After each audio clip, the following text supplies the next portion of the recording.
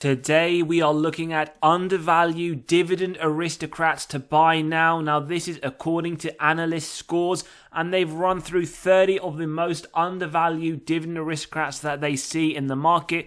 And the way that they're looking at this is they're doing it off a score-based system. So they're looking at essentially stocks with a score of 2.5 or lower, which is essentially between a buy and a hold all the way down to a strong buy. Now, in our episode today, we're going to take a look at 5 of these stocks, which we also believe to be undervalued. And as we can see, they've started with number 30 and they've come down depending on the analyst score. As we get closer to number 1, the score is a lot better, making it a stronger buy. As always, we're going to run through each one of these companies that we've selected through the valuation model so we can distinguish what is our intrinsic value, what is our acceptable buy price given our investor margin of safety, and we also want to know what Wall Street are forecasting over the next 12 months. Also, given the feedback of the community, in line with previous episodes, we are going to take a look at the end of the episode today at a ETF, which is the S&P Dividend Aristocrats ETF, ticker symbol Noble. We're going to have a very quick run through of this ETF, whether or not it is one you should consider if you do like having dividend aristocrats within the portfolio. Now, for those that don't know, dividend aristocrats are companies that have increased dividends consecutively for 25 years or more. So in today's episode, we may also come along some which are not just dividend aristocrats, but also dividend kings. So the first dividend aristocrat we're looking in today's episode is ticker symbol NEE, Next Era Energy. Now, this is one that is in fact down 15% over the last 12 months. We can see it in the midpoint of the 52-week range. It offers a yield of 3.23% and a forward P sitting just under 19. Now, if you've been holding this over the last 10 years, you would be up 168%, excluding dividends reinvested, and we see all-time highs of just under $95 at the back end of 2021. Now, in terms of dividend safety, we have a very safe score here of 90, market cap 131 billion, a mega cap company. Now, in terms of those recessionary metrics, last recession, well, in fact, they increased the dividend during the 07-09 crash. They had average growth, negative 9.3% sales. S&P had negative 12, and they significantly outperformed the S&P, negative 31 versus the S&P's negative 55. We can also see some very nice dividend growth, double digits just last month, double digit on average over the last 5 years, double digits on average over the last 20 years. And as we mentioned at the beginning of the episode, this is a dividend aristocrat. They have increased dividends for the last 28 years. Now, in terms of dividend yield theory, as always, and for those that are new to the channel, it states a company is undervalued when the current yield sits above the 5-year average. In fact, for today's episode of NE, we have a double sign of undervaluation with the forward P 18.7 lower than the 5-year average as well. But do bear in mind, it is important to understand we don't make any investing decisions off this data, and we also conclude towards the end. We can also see it is slightly higher than the utilities sector P at 16. Now, typically on the channel for payout, we do prefer to look at the free cash flow. However, for utilities, it is a lot more volatile, so we focus on the earnings, and below 75% is the preference. Every single year for Next Era Energy, below 75%, 2023 59%, 2024 expected 61%, so looking very healthy, and we can start to understand why in fact it has that very safe dividend score. EPS as well will increase nearly 3 times from 133 to 317. Very nice to note the consistency. 2024 expected more of the same to $3.40. And we can see just on the EPS growth year on year, high single digit, and in fact some years a double digit. So very nice to note. In terms of the top line, well, steady moderate growth, 3 to 7% is the target. Last 2 years, phenomenal growth to their top line, strong double digits. And numerically, we can see it has gone from 17 billion to 28.1. Now, typical companies, we love to see when they do share buybacks, doing the opposite of this graph coming down. So with NE, they would have diluted your position over the last 10 years, as we can see. However, this is very typical for utility companies. The reason for this is they effectively rely on issuing equity, so they do fund a portion of their expenditures. Now, in terms of the ROIC, for other companies, we want to see 10% or more. For utilities, 7.5% or higher. Now, they did go through a struggle from 2018 to 2022, where it was lowering quite dramatically down to 3%. Nice to note it has bounced back up to that 7% level in 2023, but I would like to see it go a little bit higher, touching the 8 to 9%.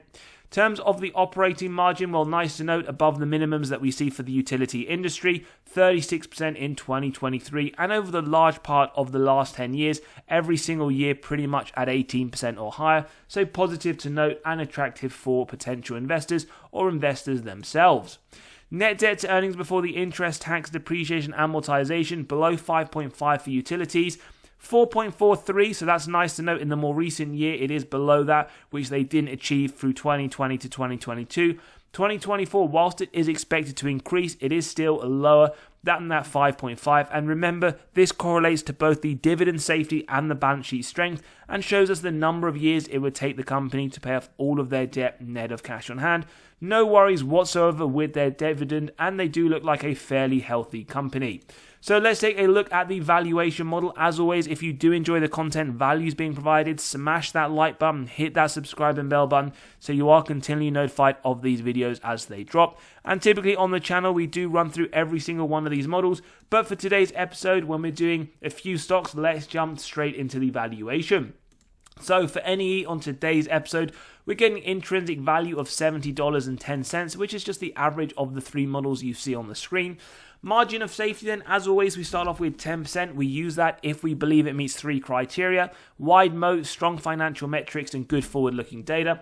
We can see it is around 50 cents shy from that current price, so we see NEE with a 10% MOS level on today's episode. As always, different investors, different investment theses, and depending on what satisfies you as an investor, your rate or MOS level may change. In terms of Wall Street and their forecast for NEE, well, they believe there to be 14% upside with a price target of $72.46, indicating it as a strong buy. As always, though, let us know your thoughts as we do go along these stocks today. The next undervalued dividend aristocrat that we have on the channel is S&P Global Incorporated. Now, this is up around 26.5% over the last year. However, we do still see it in the mid to upper end of the 52-week range. Now, the yield is just under 1% and a forward PE sitting around the 30 level.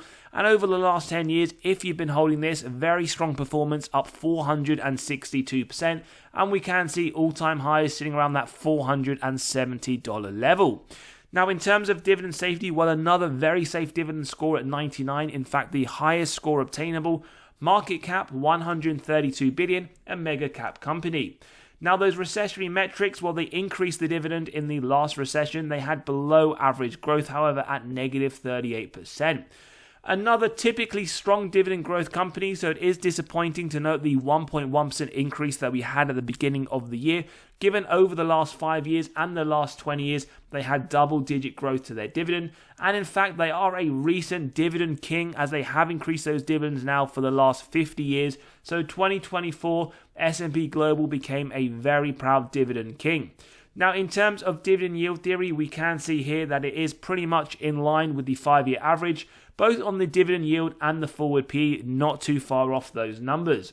In terms of the sector PE, it is significantly higher, however, than the financials at 12.2. So let's look at the free cash flow payout. What's nice to note, over the last 10 years, significantly below the 60% rule, which I personally use as a blanket rule. This gives me faith that management are able to offer those double-digit dividend increases, and we can see pretty much other than 2015, every single year lower, and 2024 expected 27%. So lots of positives to note, and we can see where that dividend safety score of 99 is coming from.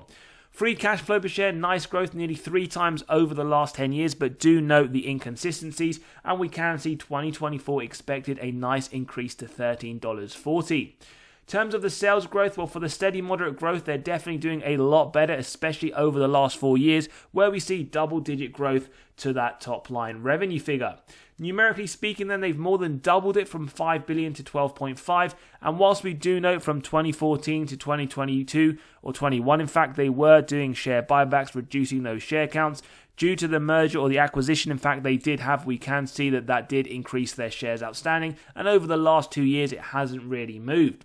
That is one of the reasons, or in fact the reason why we also see the ROIC figure drop down in 2022, 2023. Otherwise, historically, they have been very, very strong in the mid-40s consistently year on year. In terms of the free cash flow margin, operating margin, well, very strong year on year, well above those 12% that we like to see. And in fact, the same can be said for the free cash flow margin. So S&P Global is a company, as you should be aware now, that is of a very high quality when we look at the metrics. In terms of the net debt to EBITDA, again, this also solidifies that below 3, which is the preference, and we're expecting 1.65 in 2024. So no real issues with this company, a lot of nice metrics. However, do let us know any issues that you do see in any of these stocks that we do review in today's episode. As always, if you do want to grab a copy of the valuation model to get to the intrinsic value as well as the acceptable buy price of companies in your own portfolio or on your watch list, you can click on that pinned comment below to pick one up. Now, margin of safety, 10%, we can see here, it takes the acceptable buy price to 449, indicating it is a buy now if you are satisfied with that MOS level. 15%, again, pretty much near enough the current value. So for S&P Global in today's episode, a high quality company, we see an MOS of 15%. In terms of Wall Street and their forecast, well, they see upside of 17%. We can see right now their price target of $493, indicating that they believe this to be a very strong buy now. The next stock that we are reviewing, again, one of my favorites, Automatic Data Processing, a very high quality company. This is up 17% over the last year. Over the last 10 years, up 272%. We can see all-time high sitting around $270, and right now it is in the mid to upper end of the 52-week range with a yield of 2.26% and a forward P of 27. Now we also have our third very safe dividend score of 97, market cap 102 billion, a mega cap company. Last recession, well, very strong performer. They increased the dividend, they had above average growth, and they also beat the S&P with their negative 29% return. Very strong dividend growth company, similar to the previous companies. Double digits every single year over the last 20 years is something to be very proud of as an investor. And we can see they are 1 year away from becoming a dividend king. So they are a very strong dividend aristocrat, having increased those dividends for the last 49 years. Now, when we do take a look at dividend yield theory, we can see that undervaluation signal, 2.24 versus 2.02. And again, on the forward P, it does sit slightly lower than the 5-year average. However, when we do compare it to the industrial sector P, it does sit lower at 20.6. Free cash flow payout, well, as always, below 60%, and they pretty much deliver near enough that every single year. Nice to note, 2023 at 55%, 2024 coming below that to 45%, indicating it would be a surprise if we don't see a double-digit increase this year. Free cash flow per share, well, it has increased more than double over the last 10 years. Fairly consistent, going up nearly every single year. 2024 expected to be a very strong year for this company, going up to $12.30. We also see the sales growth looking very healthy, around that 3 to 7% level, and 2022 double digits, 2023 9%, not really much else you could want from this very strong company. And numerically speaking, we can see they've gone up 80% over the last 10 years to 18 billion reported in 2023. If that wasn't enough, well, they also return excess cash to investors. We can see shares outstanding declining. Again, remember, when these shares outstanding decline, essentially giving you a larger portion of control over the company. When we take a look at the ROIC, again, very healthy, 64% in 2023. It has, in fact, increased nearly every year over the last 10 years from that 20% level. So lots to like about ADP.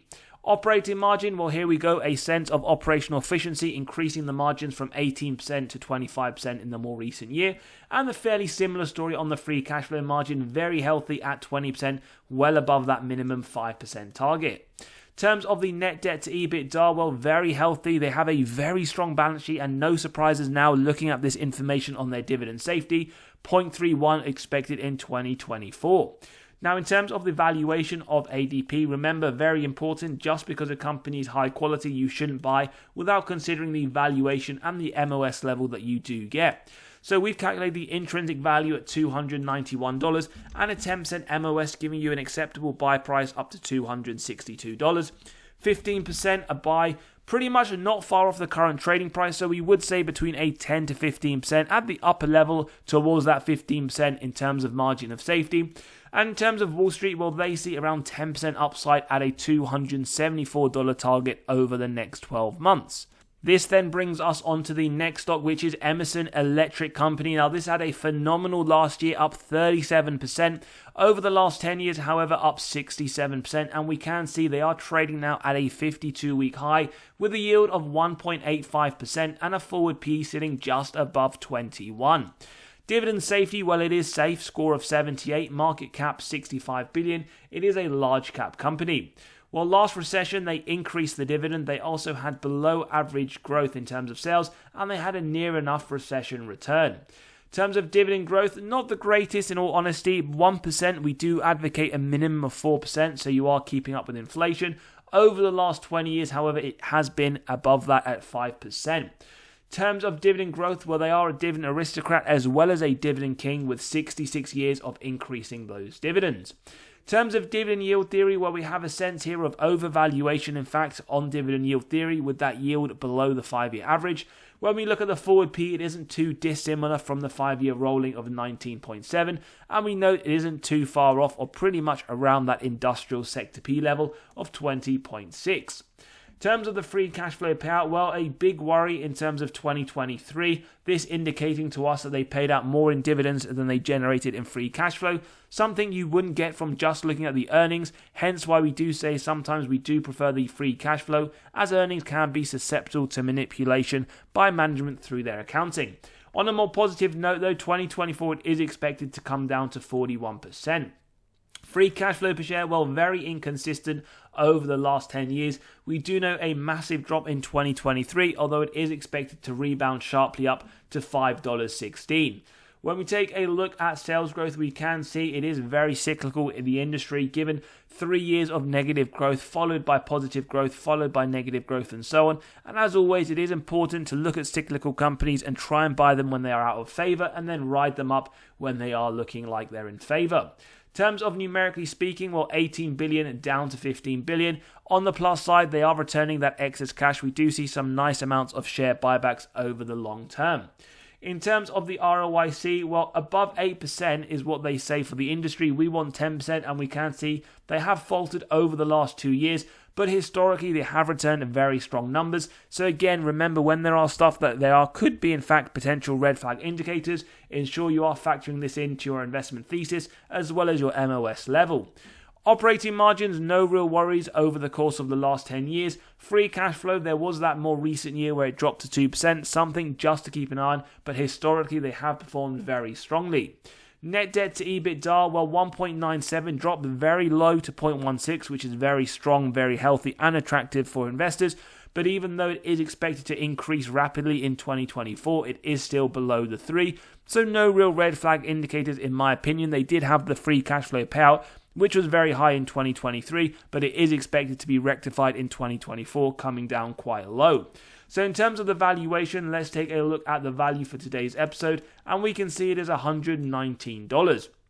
Now, with the margin of safety at 10%, we can see it isn't quite there yet at 107. So for today's episode, it has around a 5% MOS level. Now, the reason why we have included this in today's episode, given it doesn't even hit that 10% MOS level, is because Wall Street do forecast this as a strong company. They do see upside of 14% with their price target of $130 over the next 12 months. The next stock that we are taking a look at is Abbott Laboratories, ticker symbol ABT. Now up 15% over the last year. Over the last 10 years, well, up 188%. All-time highs of $140. And we can see they are trading towards the mid to upper end of the 52-week range with a yield just under 2% and a forward P sitting at 24.56. Now, dividend safety, again, in fact, this is the fourth stock that we reviewed with a very safe dividend score of 90. Market cap 197 billion, indicating a mega cap company. Last recession, very strong. Well, they increased the dividend. They had plus 4% sales, and they significantly outperformed the S&P. Dividend growth very healthy in the short term as well, 7.8% just last December, double digits on average over the last 5 years. However, over the last 20, we can see just keeping up in line with inflation at that 4% level. Now we can see as well, given the spin-off, they have had that 52 years of consecutive increases, so they are a dividend king, and in fact they have been increasing those dividends for the last 100 years, or in fact paying a dividend for the last 100 years without a reduction. Now, in terms of dividend yield theory, we can see that sign of undervaluation on the yield. We do note, however, the forward P isn't too far off the 5-year rolling average, and it is higher than the healthcare sector at 17.8. In terms of the free cash flow payout, well, we can see pretty inconsistent, although majority of the time below 60%. 2023, whilst it has gone above, 2024 expected to come down to 48%. Free cash flow per share has increased over the longer term, and in fact 2024 expected a nice increase to 2023, but again do note the inconsistencies, and note from 2021 it did come down 2 consecutive years. In terms of sales growth, well, overall very strong, although do note 2023 they had negative 8% growth. We do note 3 of the last 10 years with some strong double-digit growth to their top line, and numerically they have pretty much doubled from 20 billion to 40 billion over the course of the last 10 years. We do also note they would have diluted your position if you were a shareholder back in 2014, given the increase in the shares outstanding.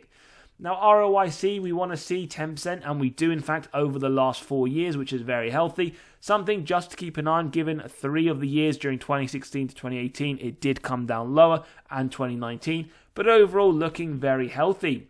Margins, no real issues here. Both operating side looking healthy, increasing in fact over the longer term. Free cash flow margin looking fairly steady around the mid-teens as well. Nothing to note there. Net debt to EBITDA finally below 1 over the last 3 years, expected lower in 2024. So balance sheet does look very healthy, and again we can see where that very safe dividend score is coming from. So what about the valuation? Let's find out. And don't forget, as always, if you do enjoy this type of content, smash that like button, hit that subscribe and bell button so you are continually notified, and let me know your thoughts on the content if there is any stocks you do want us to review or any group of industries. Margin of safety then, let's start off with a 10%. A buy up to 120 at 15%, pretty much again not too far off, around 43 cents shy. So we say for Abbott Laboratories, today's episode a 15% MOS level.